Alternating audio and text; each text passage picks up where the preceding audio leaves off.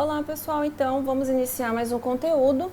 Hoje a gente vai falar um pouquinho sobre as influências da fenomenologia e do existencialismo na psicologia, tá? Então eu vou apresentar para vocês as principais ideias que o texto traz, embora ele entre em aspectos muito conceituais, mas eu vou passar o que é mais a grosso modo, né? Uma vez que vocês vão ter disciplinas específicas, vendo aí com os profissionais o profissional da abordagem melhor sobre isso, né? Bom, então o que é a fenomenologia, né? O que o texto ele começa introduzindo para a gente. Então, esse pensamento, ou a gente vai entender que a fenomenologia vai ser um método, então, dentro da vertente aí desse pensamento existencialista, tá? Que tanto o essencialismo como o existencialismo vão estar utilizando do mesmo método, mas ao longo do texto é a maior parte que nós vamos estar vendo aí, né? Então o pensamento de Russell, né, deu origem a uma das mais férteis correntes da filosofia moderna, a fenomenologia. Essa corrente influenciou decisivamente no movimento filosófico e cultural que se propagou na Europa após o fim da Segunda Guerra Mundial, né, conhecido como existencialismo. Fenomenologia e existencialismo, em suas convergências, tensões e entrecruzamentos, constitui junto uma das mais importantes matrizes filosóficas das psicologias do século XX. Né? Então esse aqui que é o teórico, né, a biografia dele. E aí vocês vão ver que esse texto ele vai trazer os principais teóricos, ele segue aí uma linha, né, que de alguma maneira na faculdade eu vi um pouco menos, tá? Mas porque eu estudei mais Sartre, então, mas ele faz um percurso que ele diz, bom, a gente vai tomar essa vertente, tá? E aí isso é possível dentro dos teóricos que vão construir essa matriz, tá? Bom, então o Russell aqui, o Russell, né? Nasceu aqui na República Tcheca, foi aluno então na Universidade de Viena e lecionou nas universidades, né? E ele é um dos fundadores da corrente fenomenológica. Então tudo surge com ele aí, né? A palavra fenômeno, ela provém então do grego, que significa simples aparecer de entes, né? Então como as coisas acontecem, né? Quando paramos para pensar num ato de percepção, como por exemplo ver uma árvore no campo, em geral dividimos tal percepção em duas partes. Pensamos que há um objeto árvore que existe lá fora, no campo, e em relação com ele uma imagem que representa a árvore aqui dentro, na consciência do sujeito. Então é a representação mental. Temos assim duas árvores, uma em si, que é lá fora, e a outra aqui dentro, mas que ter na consciência uma imagem de um objeto significa conhecer o objeto? O que uma imagem de árvore tem a ver com uma árvore em si? Então vamos lá. Para a fenomenologia, esse modo tradicional de compreender a percepção é equivocado. Não se pode saber nada sobre árvores em si, ou muito menos sobre supostas árvores representadas mentalmente, né? Porque todo objeto é sempre objeto para uma consciência e nunca objeto em si. E toda consciência é sempre consciência de um objeto e nunca consciência vazia. Então a fenomenologia ela refere-se a esse fato em que dizemos que a consciência é sempre um ato, sempre intencional. Assim, deixando de lado a suspensão fenomenológica, a árvore, né, em si e a representada, que é a atitude fenomenológica, retorna para as coisas mesmas, isto é, a árvore no campo percebida por um sujeito ou ainda o fenômeno da árvore, tá? Então não tem essa diferença, né? Mas ele vai falar do quê? Da percepção do sujeito ou do fenômeno, né? Que a gente está falando desse nível de consciência. Assim, a fenomenologia de Russell, na direção contrária à tradição que ele criticava, enfatiza a prioridade da intuição sobre o pensamento conceitual. A intuição é uma via de acesso ao fenômeno. O procedimento intuitivo é considerado como um elemento essencial à atitude filosófica. É através da intuição que se dá o âmbito de interesse mais próprio da fenomenologia, a correlação entre sujeito e objeto. Né? E é essa interação mesmo que a gente vai trabalhar então esse fenômeno. Bom, a fenomenologia pode ser compreendida como a descrição das estruturas gerais da consciência, não por um sujeito empírico, estudado pela psicologia, mas o sujeito transcendental, que é a condição ontológica, de possibilidade da experiência humana, de experiências humanas concretas nos diversos níveis e regiões da realização da existência. O adjetivo ontológico se aplica ao quê? Àquilo que diz respeito a um ser em geral, ou ao modo de ser dos entes. Já o termo ôntico, que aparecerá mais adiante, se refere aos entes, isso é, a todas as coisas que são, em um determinado modo de ser já estruturados. A dimensão ôntica da realidade funda-se então com a dimensão então o quê? Ontológica. Então, um é o próprio ente e o outro é o modo de ser dos entes.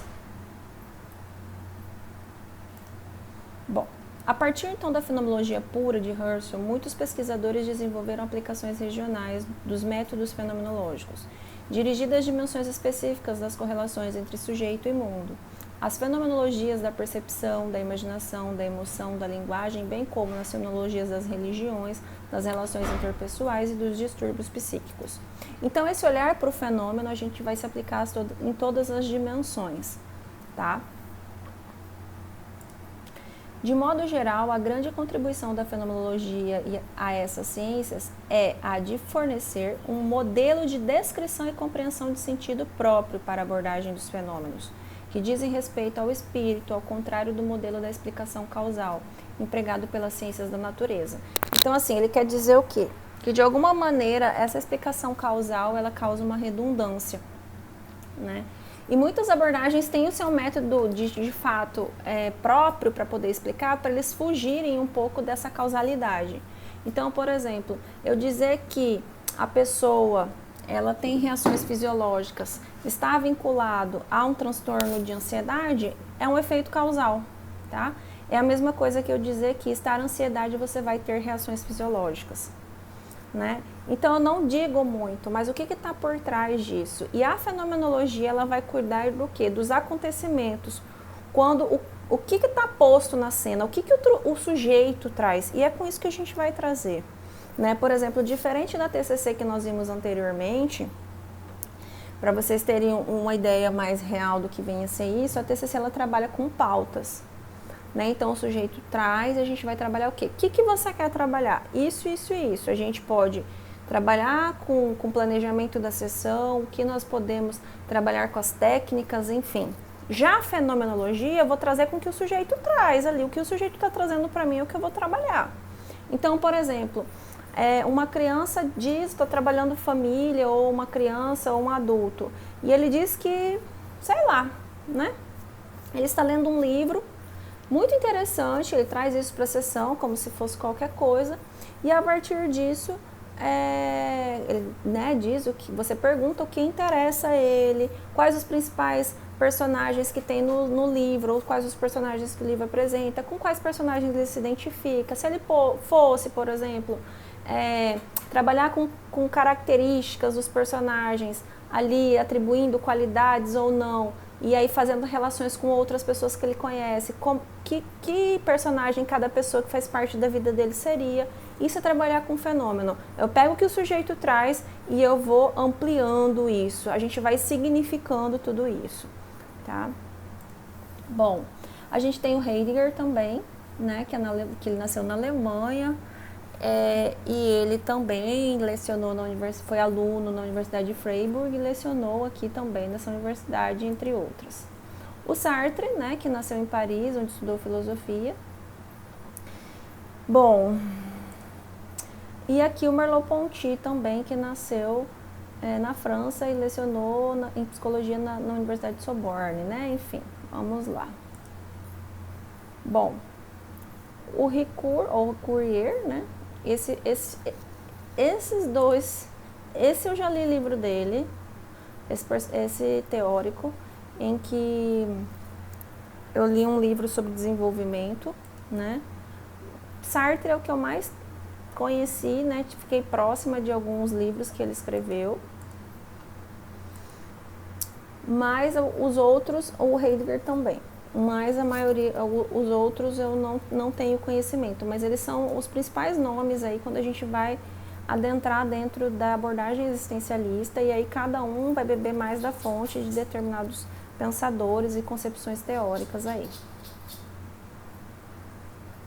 Bom, a existência então precede a essência, essa frase é de Sartre, tá? O que é essência, né? Platão denominou ideias, e essas essências suprassensíveis e eternas que seriam como verdadeiros fundamentos para a existência das coisas sensíveis e temporais. Ao longo da história da filosofia, outras denominações foram atribuídas ao ser ou à essência dos entes, isto é, das coisas, substâncias, Deus, espírito e razão. Mas aquela decisão inicial de ver a verdadeira essência das coisas era temporal e suprassensível, opondo-se assim à sua existência sensível e temporal, vigorou-se por todo o pensamento filosófico, com raras exceções chegando até a nossa época.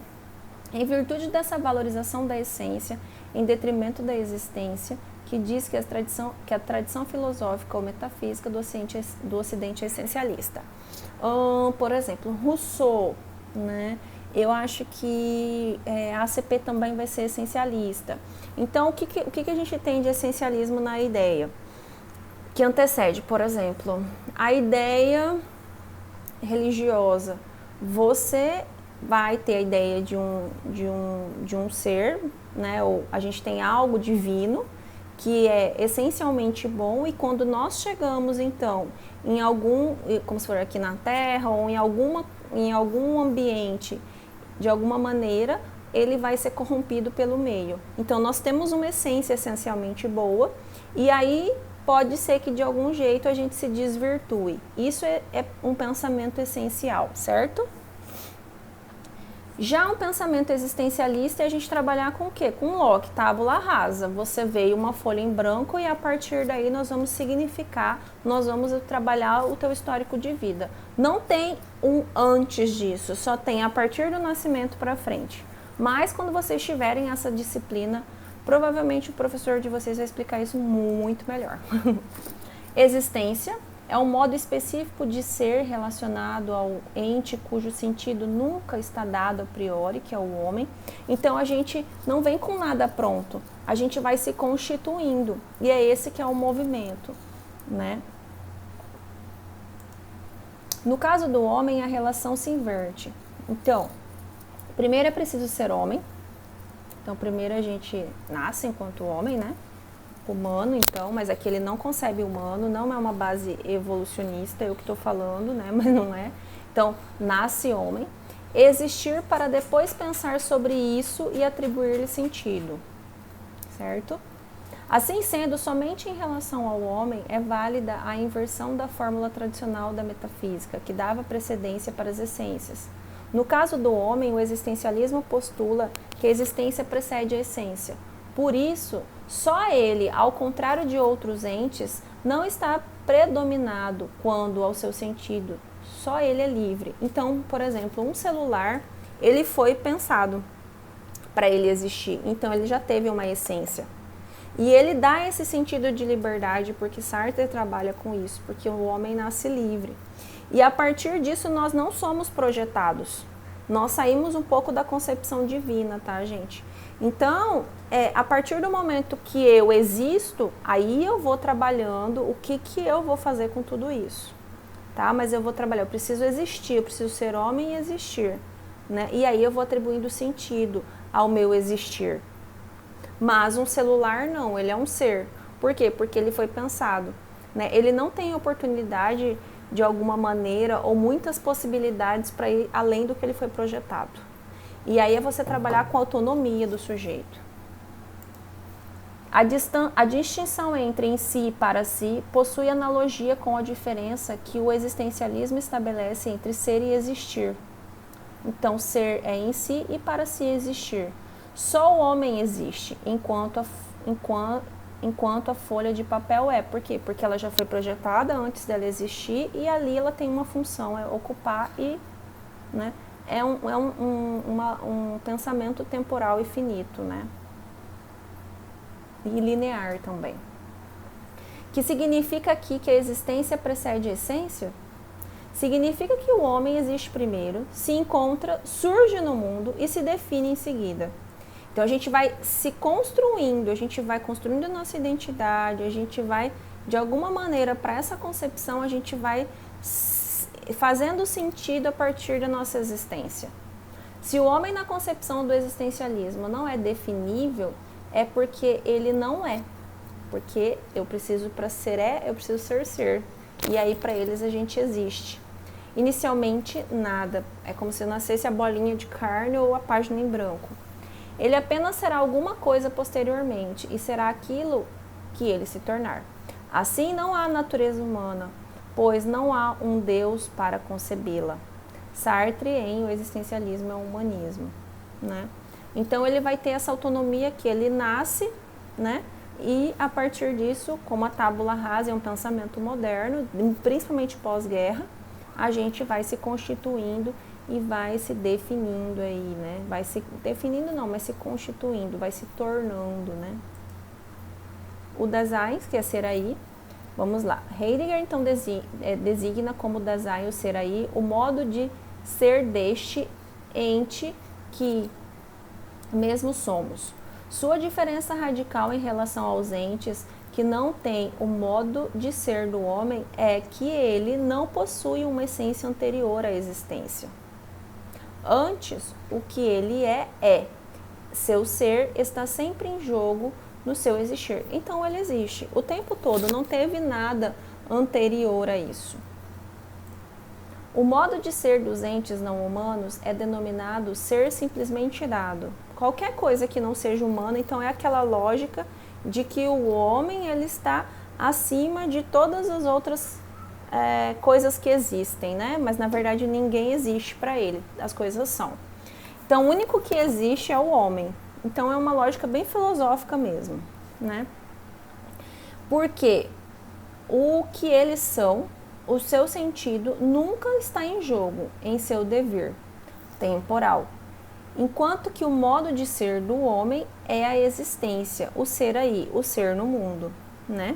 Por quê? Porque se você pensar num celular novamente, gente, ele já foi lançado no mundo, ele já está posto, ele já tem todas as funções, ele foi planejado anteriormente, ele foi criado, a gente sabe qual que é a função dele.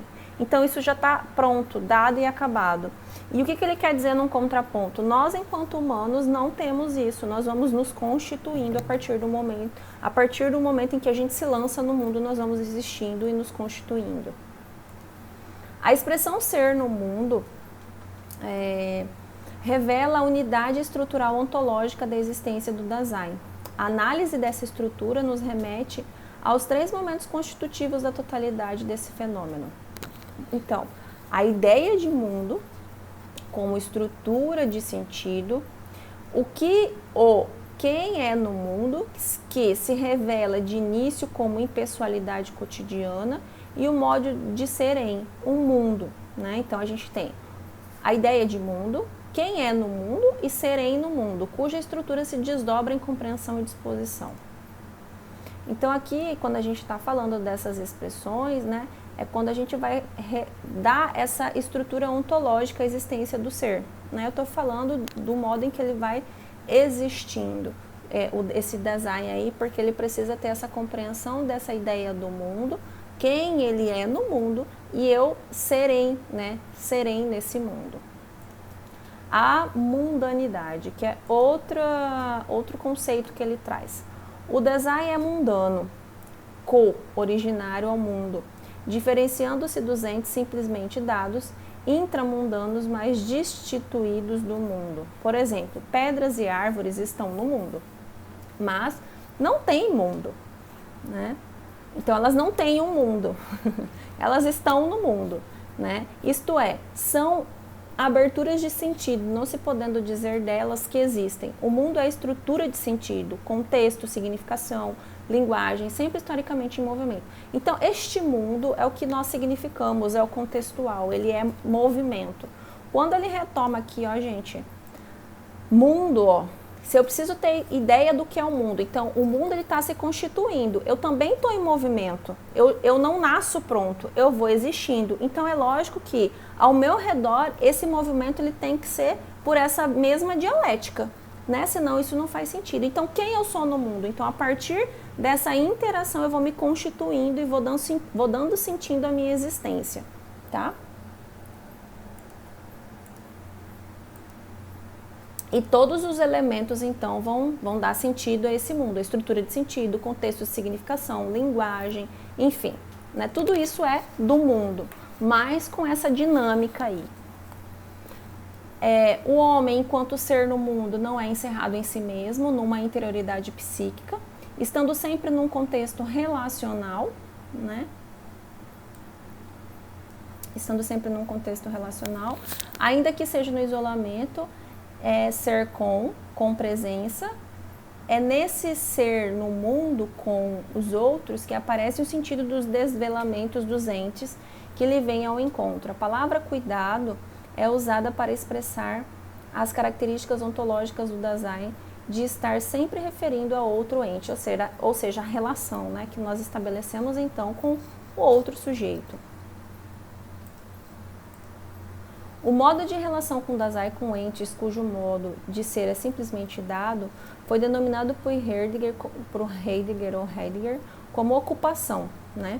E o modo das relações com os entes também dotados do seu modo de ser, que é preocupação. Então nós temos como nós nos relacionamos e o modo das relações com eles também, né? Deixa eu ver aqui. Modo das relações, cujo nome, cujo a relação foi dada, a gente denomina então como ocupação. E como a gente vai se dando no campo das relações é como preocupação. O cotidiano impessoal, sendo um fenomenólogo, Heidegger não inicia a análise do Dasein a partir de alguma situação ideal, na qual ele supostamente revelaria suas maiores virtudes. Antes, está interessado no seu modo de ser cotidiano mais comum, tá? Então, é como ele se relaciona com esse mundo, é como ele existe, como ele atribui significado com linguagens, enfim, com textos através do mundo, e é como ele interage com tudo isso. E na diferença mediana e pessoal, que se encontra no início e na maior parte das vezes, o existir. Há uma tendência para o encobrimento, isto é, o Dasein foge de si, esquecendo-se do seu ser próprio, relacionando-se com ele como algo que já possui uma configuração pré-estabelecida. A ausência das surpresas e as evidências caracterizam a preocupação e ocupação. O modo de falar, escrever descomprometido, falatório, escritório, a forma despersonalizada e insaciável de lidar com o novo, curiosidade, para preservar o conhecido, evitando as transformações, expressam um modo de ser cotidiano do Dasein, decadente e inautêntico. Então esse sujeito que de alguma maneira ele tem pouca autenticidade, muita preocupação, né? Enfim, não sei se seria uma preocupação ou uma ocupação, mas que evidenciam aí essas situações, todas que ele descreve, é um sujeito que para ele entra numa inautenticidade, né? Onde ele entra num processo de evitação, né? Onde ele é muito rígido no seu funcionamento, que eu traria para minha linguagem, tá, gente? Mas provavelmente um professor aí que tem domínio dessa abordagem falaria muito mais que isso.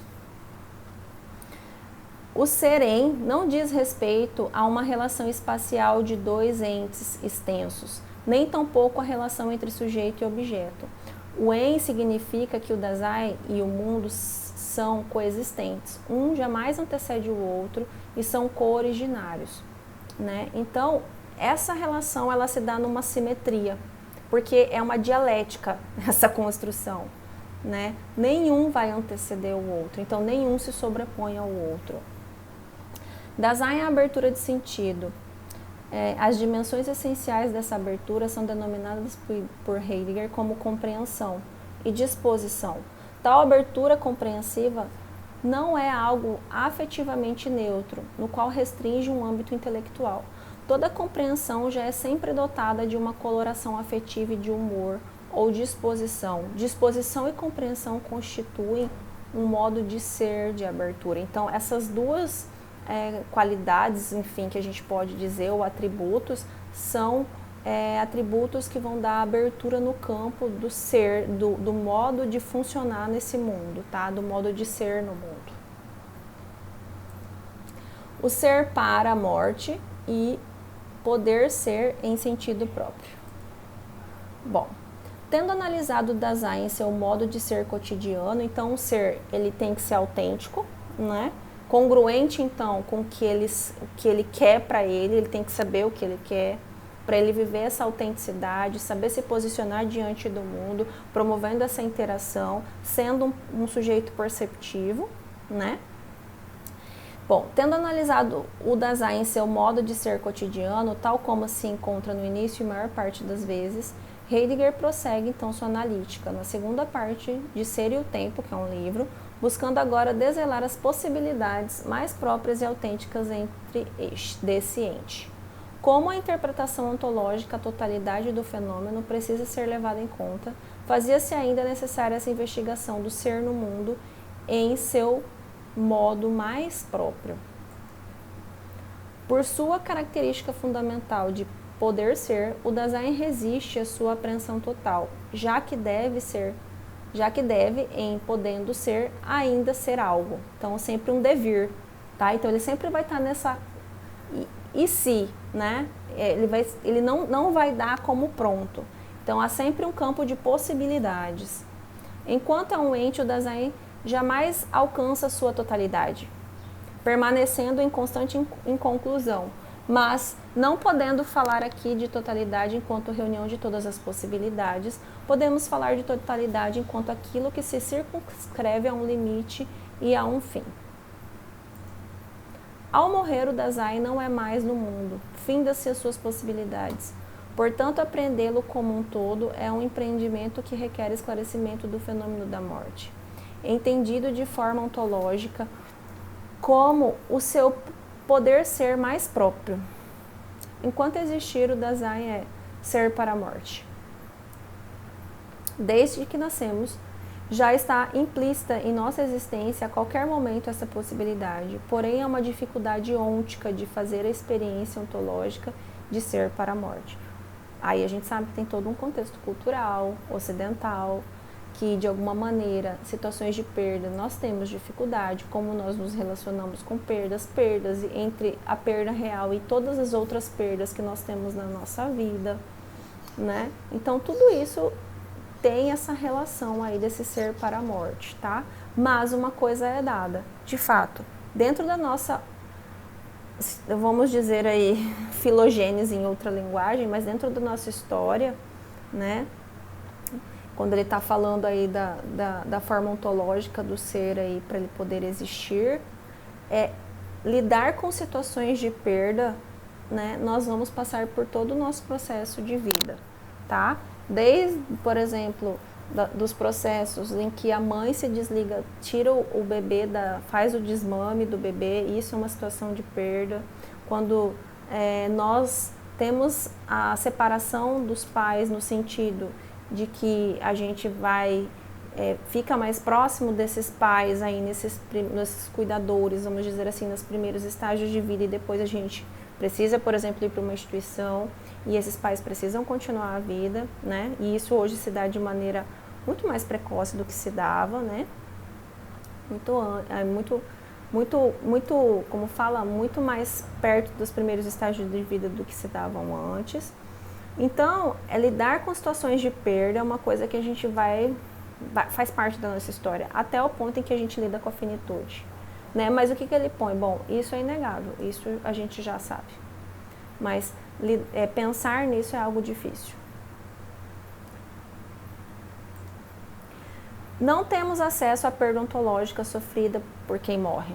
No máximo, estamos apenas juntos. São duas experiências diferentes. Uma delas é sofrermos no modo da preocupação reverencial pelo outro, o que é possível somente para sermos essencialmente com o outro. Outra é experienciarmos o nosso próprio ser para a morte, né? E aí a gente pode lidar com essas questões, por exemplo, em situações de perda, né? Quando a gente está trabalhando, por exemplo, doenças terminais, quando a gente trabalha com processos de luto, né? Os enlutados aí. Enfim, são várias coisas legais aqui que dá pra gente poder pensar.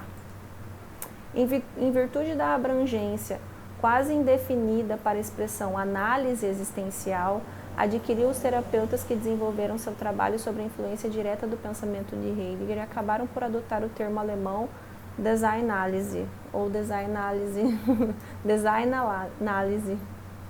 Mesmo em língua estrangeira, a palavra, que é provavelmente da obra Ser e Tempo, significa análise do Dasein e refere-se à tematização ontológica das estruturas existenciais constitutivas do homem enquanto ser aí. Né? Então, essa design análise ou ele em análise, né, constitui, no entanto, uma aplicação ôntica da análise, então, o analítica heideggeriana, pois cada fenômeno que vem à luz do diálogo clínico deve ser discutido a partir do contexto factual e concreto. O que aconteceu aqui agora? Em que surge e nunca reduzido genericamente a uma estrutura existencial. Então, chegou para mim, trabalho, o que está acontecendo é o fenômeno que a gente vai aproveitar em todas as suas dimensões, ou em toda a sua dimensão. Embora seja compreensível a aproximação entre fenomenologia existencial e o humanismo, e aí aqui é para a gente entender que depois de um tempo vocês vão ver que tem aí a ACP, né, e aí tem o existencialismo. Então, o humanismo está voltado mais para a ACP, né, e tem o existencialismo aí, que é a abordagem, a ACP é a abordagem centrada na pessoa, que é de Rogers, né. Embora seja compreensível a aproximação entre fenomenologia existencial e humanismo, como muitas vezes se pode verificar pela fusão dos termos na expressão psicologia existencial humanista, é preciso analisar com maior cuidado tal associação. Trata-se de uma aproximação muito negativa, isto é, determinada, pois, por uma aliança contra um opositor comum do que por uma identidade profunda e perspectivas. O humanismo tem como principal matriz a filosofia romântica, que exalta a contemplação estética, o intuicionismo afetivo, a superação por fusão empática, a dicotomia entre sujeitos e objetos. Se por um lado a fenomenologia existencial também valoriza a intuição, a crítica, a separação entre sujeito e objeto da tradição cientificista, ele não entende a experiência direta dos fenômenos como algo que se diga mais respeito ao âmbito afetivo do que ao racional, e muito menos abre mão do rigor e da dimensão crítica.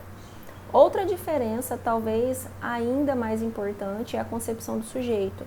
Se para o humanismo é central a ideia de subjetividade interior, individual, autoconsciente, sempre voltada para a última instância, para a autorrealização, o design análise postula como fundamento essencial a impossibilidade de qualquer forma de objetivação à existência humana, como subjetividade encapsulada, seja como psique, eu, pessoa, personalidade ou consciência.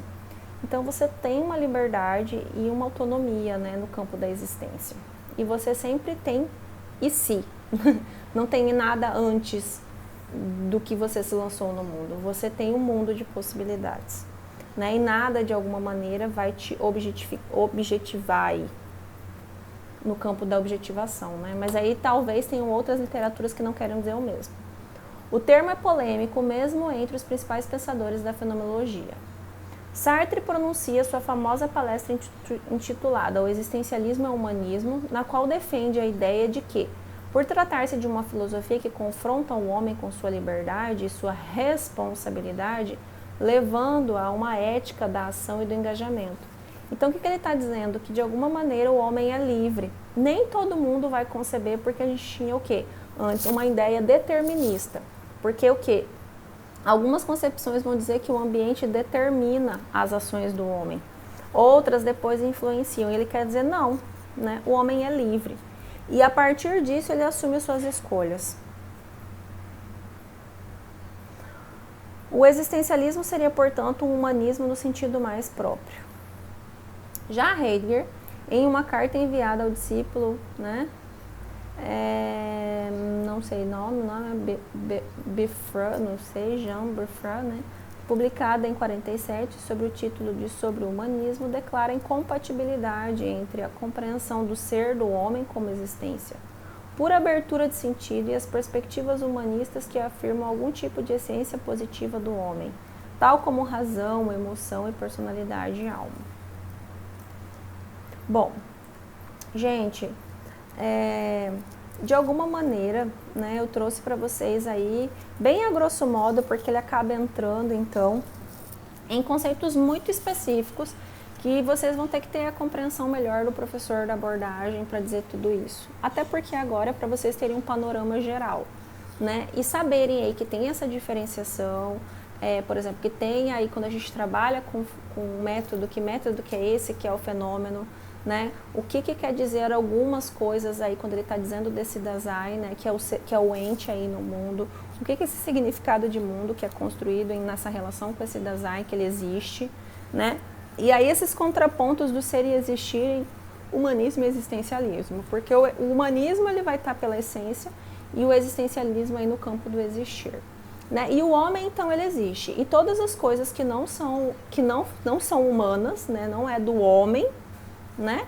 Elas são, porque elas são planejadas, quando elas vêm ao mundo, ela foi pensada, ela tem um significado para existir, e isso não tem muita mudança. O homem não, ele tem possibilidades, né? Então é sempre esse, ele não tem nada, não se dá como pronto e acabado. Certo, gente? Então vejo vocês na aula, beijos, até!